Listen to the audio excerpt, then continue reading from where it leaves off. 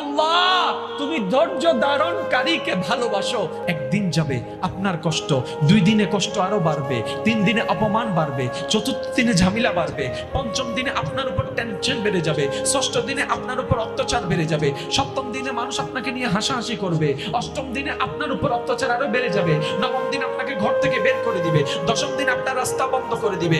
ভিন্ন ভিন্ন ভাবে অত্যাচার যখন করতে থাকবে, অত্যাচারকারীর অত্যাচার রব দেখছেন, ধৈর্য ধারণকারী সবর আল্লাহ পাক দেখছেন। যেই দিন রবের মর্জি হয়ে যাবে, রব যখন দেখবে আপনার ধৈর্যটা রবের পছন্দ হয়েছে, এবার রব ডাক দিয়ে বলবে, ওরে ফেরেশতারা আমার বান্দাকে সাহায্য করা শুরু কর, সাহায্য করা শুরু কর, সাহায্য করা শুরু কর। ফেরেশতা বলবে, আল্লাহ দুনিয়ার সামান্য একটা রিকশাওয়ালা, তাকে কেন সাহায্য করব? রব বলে, আমি ওয়াদা করেছি ইন্নাল্লাহ মা'আস সাবিরিন, যেই ধৈর্য ধরবে আমি রব তার সাথে আছি। সুবহান।